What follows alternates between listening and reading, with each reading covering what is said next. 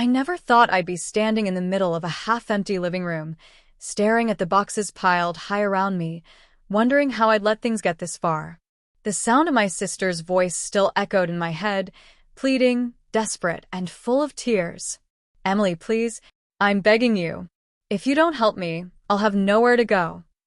Her words had cut through me like a knife. I could still hear the crack in her voice, the way it trembled with fear. My little sister, Lily, had always been the one who needed saving. And I, the older sister, had always been the one to step in. But this time was different.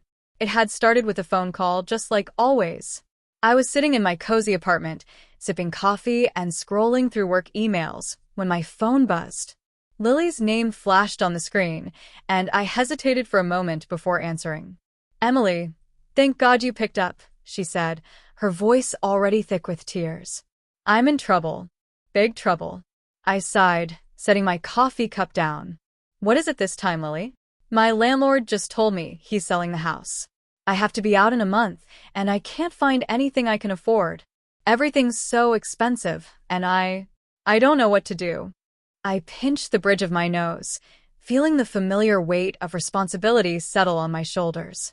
"Lily, you've known this was coming for months. Why didn't you start looking sooner?" "I tried," she wailed. "But everything's out of my budget. Emily, I'm going to be homeless. Please, you have to help me." I closed my eyes, trying to steady my breathing. Lily had always been like this, impulsive, reckless, and always expecting someone else to clean up her messes. But she was my sister, and no matter how frustrated I got, I couldn't just let her end up on the streets. "What do you need from me?" I asked, already dreading the answer. "I found a house," she said quickly, her voice brightening with hope. "It's perfect, Emily. It's in this up-and-coming neighborhood, and the realtor says it's a steal. But I need help with the down payment. Just a loan, I swear. I'll pay you back as soon as I can." I felt my stomach drop. "How much are we talking, Lily?" There was a pause, and then she said it. $250,000. I nearly dropped the phone. $250,000? Lily, that's almost everything I have. "I know it's a lot," she said, her voice taking on that wheedling tone I knew all too well. "But it's an investment, Emily. The realtor says property values are going to skyrocket in this area. We could make a fortune if we sell it in a few years." "We?" I asked, raising an eyebrow. "Well, you'd be helping me buy it," she said quickly. "Think of it as a partnership. You're always talking about diversifying your portfolio, right? This is your chance to get into the real estate market." I laughed, but there was no humor in it. "You want me to give you almost all of my savings so you can buy a house?" "Not just for me," she protested. "For us. It's a win-win, Emily. You get a stake in the property, and I get a place to live. And when we sell it, we'll both profit." I should have said no. Every rational part of my brain was screaming at me to hang up the phone, to tell Lily to figure it out on her own.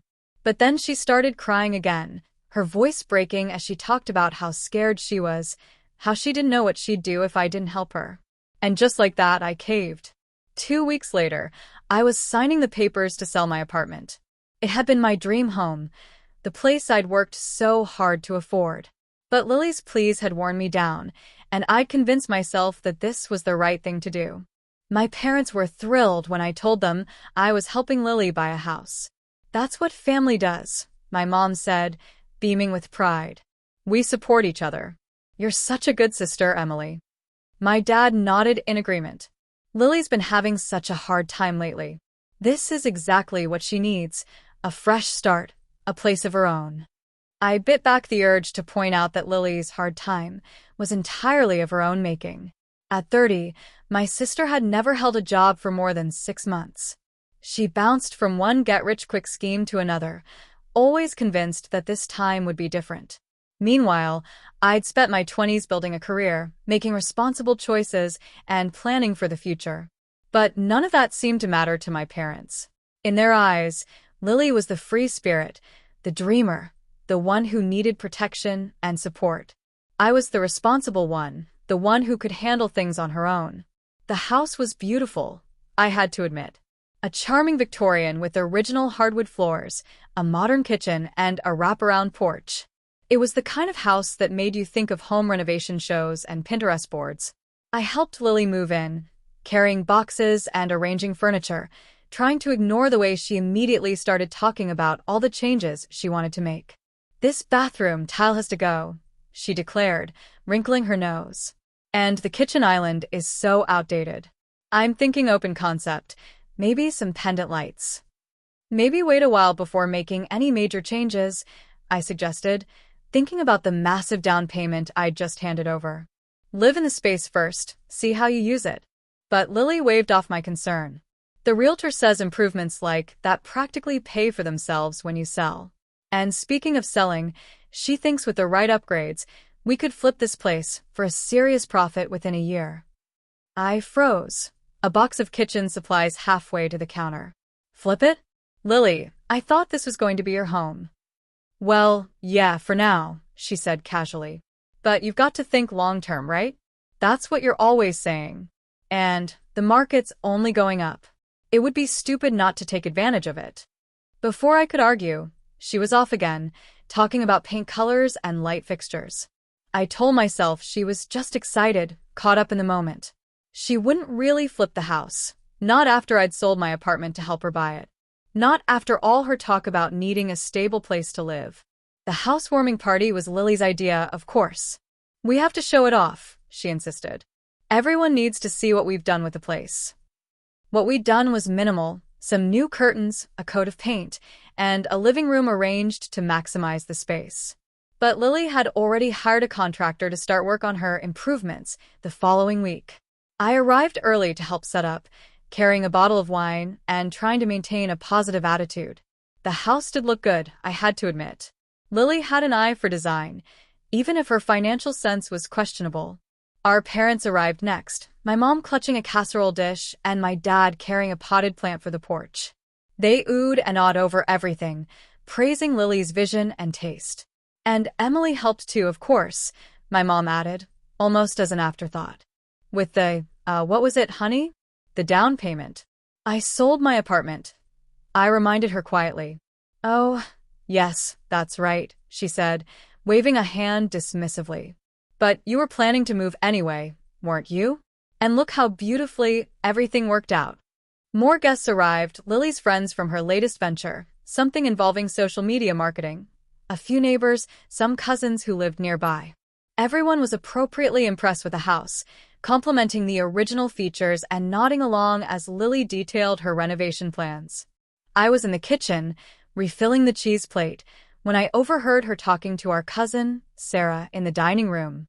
"The bathroom remodel starts next week," Lily was saying. "And once that's done, we'll do the kitchen. My contractor says we can have everything ready to list by spring."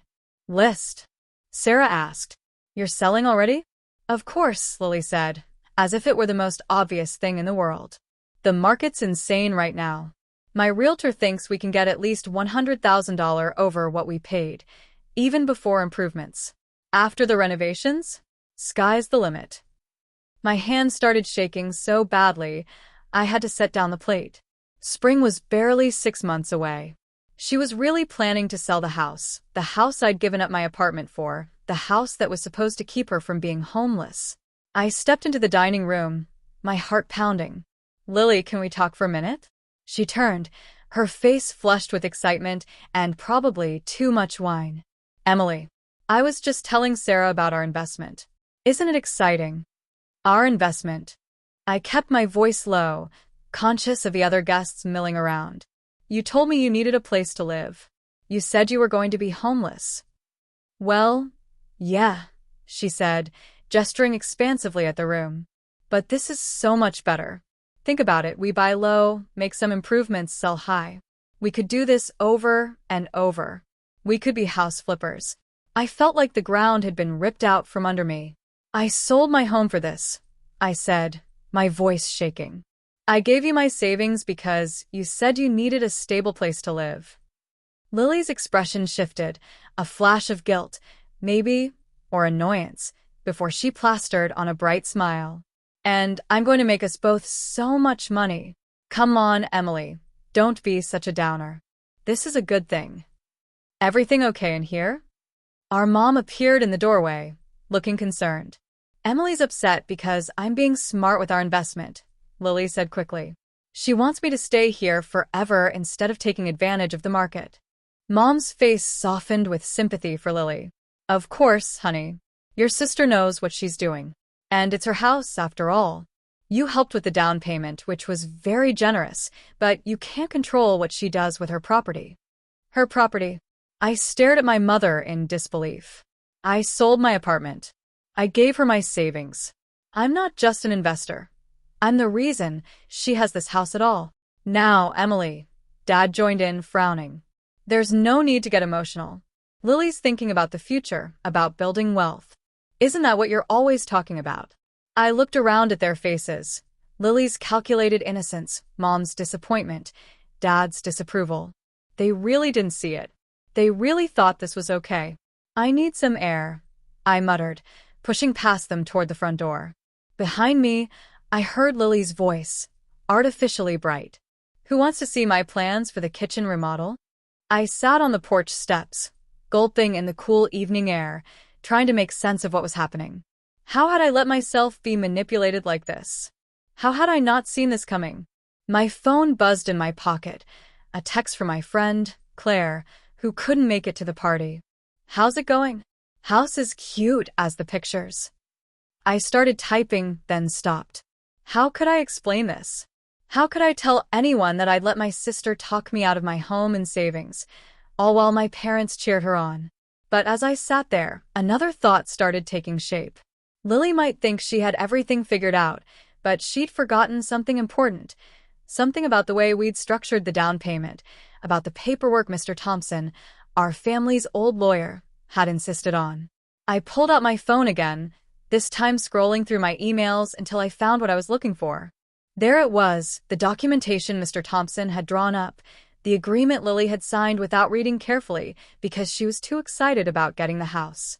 A smile spread across my face as I read through the terms. Lily thought she was being clever, but she'd never been good with details.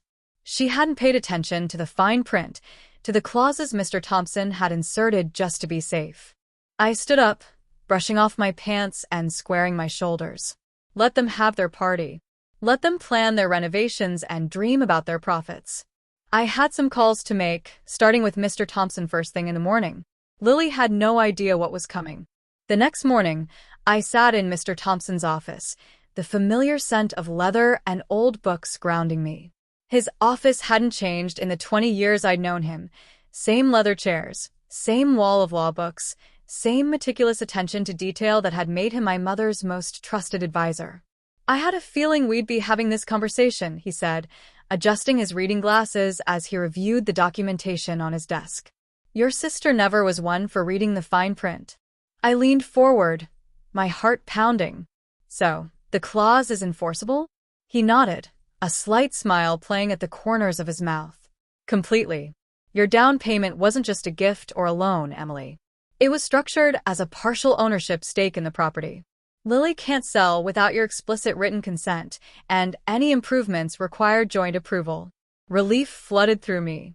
And the renovation contracts she's already signed? Void without your signature, he said firmly. I'd recommend sending cease and desist letters to the contractors immediately. We don't want any work to begin that could complicate matters. I sat back, processing the information. Lily's going to be furious. Lily, Mr. Thompson said dryly, should have read what she was signing. The agreement clearly states that major decisions about the property require both owners' approval. She can't sell, she can't renovate, she can't even rent it out without your consent. As if on cue, my phone buzzed. Lily's name flashed on the screen. I silenced it, watching as text messages began piling up instead. The contractors just canceled. What did you do? Mom and Dad are going to be so disappointed in you. You're ruining everything. Mr. Thompson raised an eyebrow at my phone's constant vibrating. Would you like me to handle communications going forward? Please, I said, feeling lighter than I had in weeks. I think it's time this was handled professionally. By the time I left Mr. Thompson's office, He had already drafted letters to both the contractors and Lily, outlining the legal situation in clear, unambiguous terms. Lily would soon realize her plans for a quick flip were no longer possible, at least not without my cooperation. I was barely in my car when my father called. "What do you think you're doing?" he demanded, skipping any greeting. "Your sister is in tears.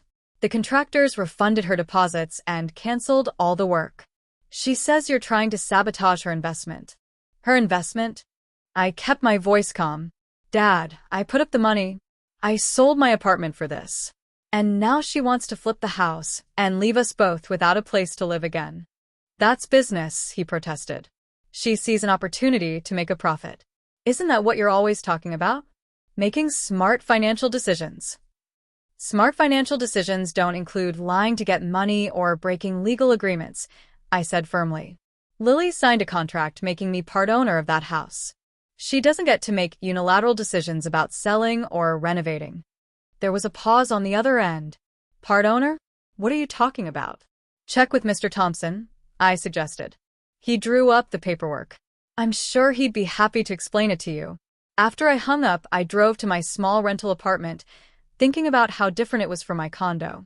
The space was cramped, the appliances outdated, the neighborhood far less convenient. I'd given up so much to help Lily, but I wasn't going to let her take advantage of me again.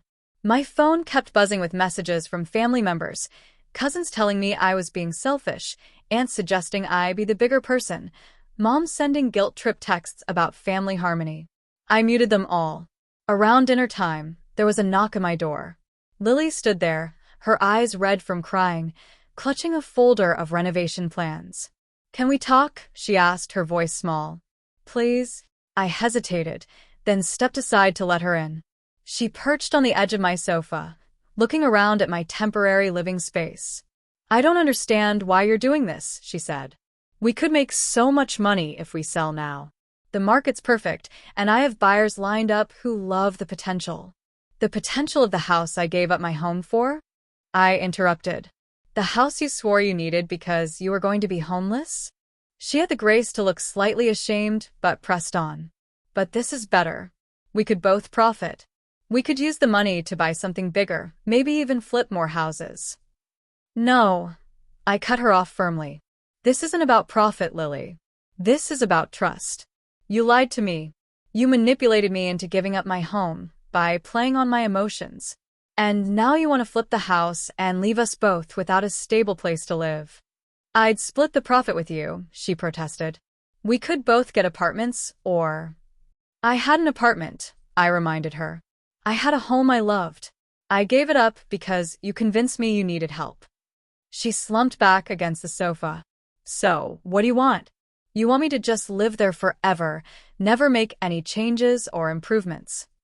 "I want you to honor our agreement," I said. "The one you signed. Any major changes need both our approval, and right now I don't approve of anything that puts either of us at risk of being without a home again." Lily's face darkened.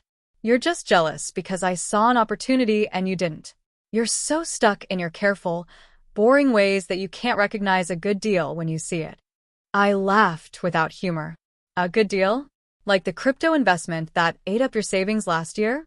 Or the juice cleanse business that left you in debt? Or maybe the life coaching certification you never finished?" She stood up abruptly, gathering her renovation plans. "You know what? Keep your precious control. But don't expect me to thank you for ruining my chances at success. And don't expect Mom and Dad to understand either." As she stormed out, slamming the door behind her, I felt a strange sense of peace. For the first time in our adult lives, I wasn't backing down. I wasn't smoothing things over. I wasn't putting Lily's needs ahead of my own. Mr. Thompson called the next morning with an update.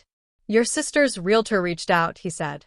"Apparently, there were already some informal agreements in place about selling the house. I've clarified the legal situation, and the realtor has withdrawn from any involvement." I closed my eyes, imagining Lily's reaction to that news. "Thank you. What's our next step?" "That depends on what you want," he said. "We're in a strong legal position. You could force a sale and split the proceeds, buy out your sister's share, or maintain the current arrangement with the understanding that all decisions must be mutual." I thought about my cramped rental apartment, the home I'd given up, and Lily's pattern of impulsive decisions.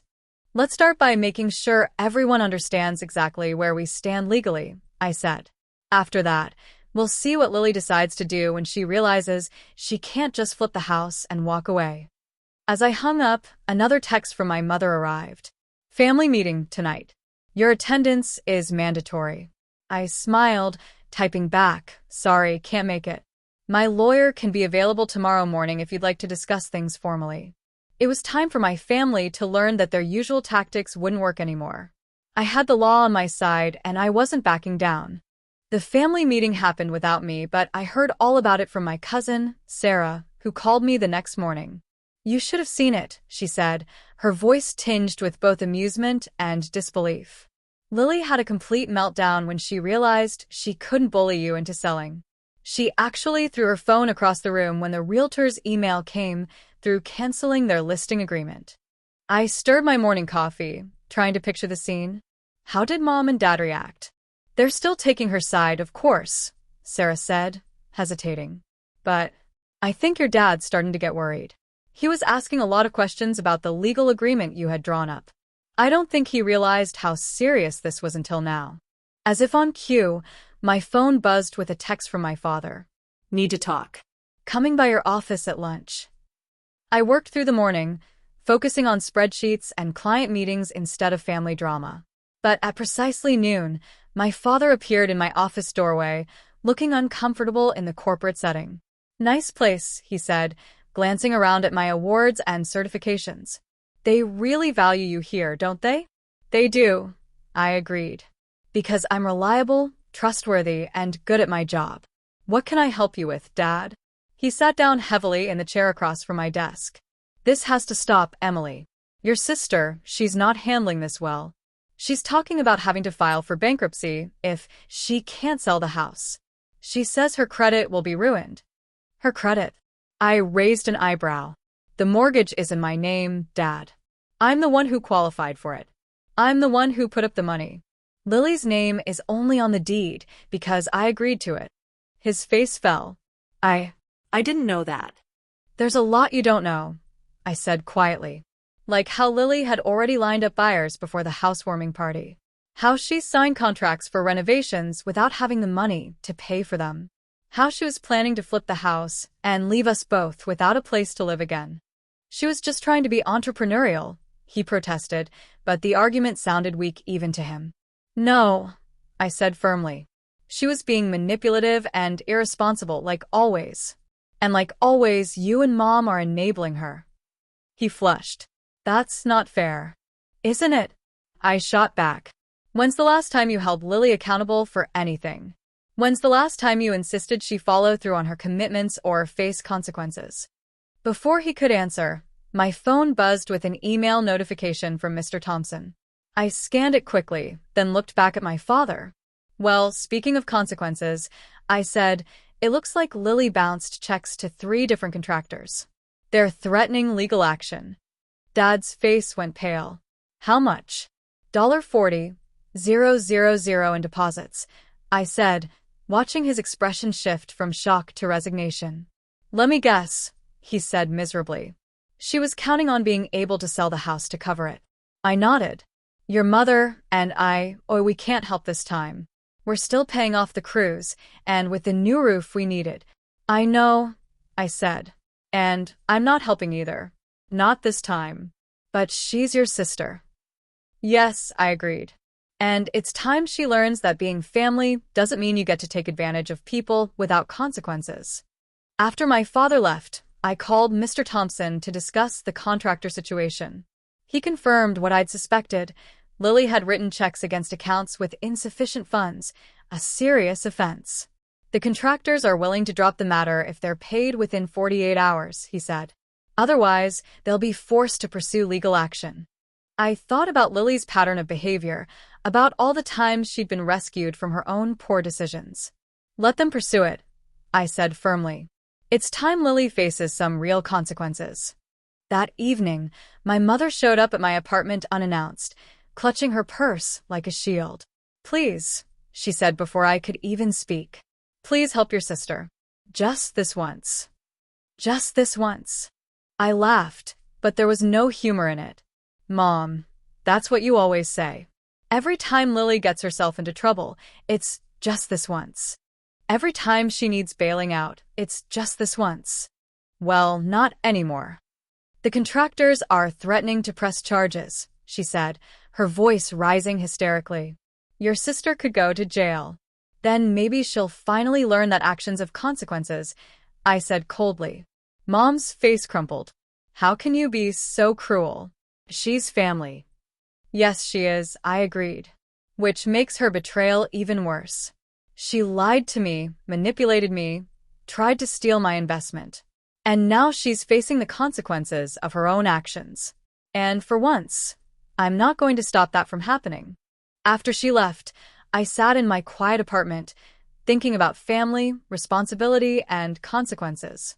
My phone kept buzzing with messages, Lily's friends calling me heartless, relatives pleading for mercy, my parents switching between guilt trips and threats. I muted them all and opened my laptop, pulling up real estate listings. The market really was good right now, not for selling but for buying. And thanks to Mr. Thompson's careful legal work, I had options. Options that Lily, in her rush to make a quick profit, had never even considered. Tomorrow, I would set those options in motion. But for tonight, I just sat back and enjoyed the quiet, knowing that for once, I wasn't responsible for fixing my sister's mess. Let her face the consequences. Let her learn the hard way. Maybe, just maybe, it would finally make a difference.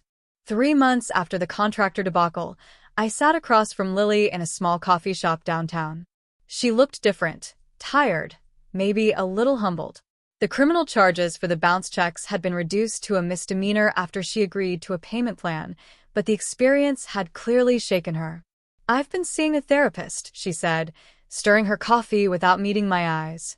She says I have issues with impulse control and magical thinking, that I expect things to just work out without considering the consequences. I nodded but stayed quiet, waiting to see where this was going. I'm sorry, she continued. I know that probably doesn't mean much after everything, but I am. I shouldn't have lied to you about needing the house. I shouldn't have tried to flip it without telling you. And I definitely shouldn't have written those checks without having the money. No, I agreed. You shouldn't have. She finally looked up at me. What are you going to do about the house? I pulled out a folder and placed it on the table between us. I've drawn up 2 options. The first is that you buy me out, pay back my down payment plus interest, take over the mortgage, and the house is yours. But that would require you to qualify for the loan on your own. She flinched, which I can't do right now. Not with everything that's happened. What's the second option? She asked. I buy you out, I said. A small amount, given that you haven't actually contributed anything financially, but enough to help you get a fresh start. You move out, I move in, and we both go our separate ways. Lily stared at the papers for a long moment. You'd move back in? Even after everything. It's a good house, I said simply. And unlike you, I actually need a place to live. She signed the papers without arguing. 2 weeks later, I watched her pack the last of her things into a moving van. She was moving back in with our parents, temporarily, something that would have been humiliating for her a few months ago, but now seemed to bring her a kind of relief. I really am sorry, she said as she handed over her keys. Not just about the house. About everything. I've been a terrible sister. Yes, I agreed. You have. But maybe now you can work on being a better one. The house felt different once it was mine, truly mine, with no schemes or deceptions hanging over it. I repainted the walls, not with Lily's flashy design plans, but with warm, calming colors that made it feel like home. I arranged my furniture, hung my art, and slowly began to settle in. My parents struggled with the new family dynamic. They weren't used to Lily facing consequences, or to me standing firm. But gradually things began to shift. Your sister got a job, Mom told me during one of our now weekly phone calls. A real one, with benefits and everything. She's working in the billing department at the hospital. That's good, I said. How's she doing with her payment plan? She hasn't missed a payment yet, Mom said, hesitating. And she's different. More responsible. Her therapist says it's because she finally had to face real consequences. Sometimes, I said, that's what it takes. A year after the failed housewarming party, I hosted a small dinner at my home. Not a party, just a quiet gathering. Sarah and her husband, a few close friends, and yes, Lily. She arrived early, carrying a small houseplant as a gift. The therapist says I need to practice being a good guest instead of always expecting to be the center of attention, she explained with a self-deprecating smile. We weren't best friends. We probably never would be. But as we sat around my dining room table that evening, sharing food and conversation, I saw glimpses of the sister I'd always hoped Lily could be. Later, after everyone had left, I stood on my front porch, bought with my hard work and protected by my foresight. The neighborhood was quiet, peaceful. In the house next door, a for sale sign had just gone up. My phone buzzed with a text from Lily. Thanks for having me tonight. I know it couldn't have been easy to trust me in your house again. I smiled, typing back. Baby steps. Another buzz. The neighbor's house is for sale. Please don't worry, I'm not even tempted to suggest we buy it together. Learning my lesson about real estate schemes. For the first time in a long time, I laughed at something my sister said. Maybe we were both learning our lessons, she about consequences, me about boundaries. And maybe, just maybe, that was exactly what our family needed. I walked back inside, closing the door on the quiet night. The house welcomed me, no longer a source of conflict, but a symbol of growth. Sometimes losing a home leads you exactly where you need to be.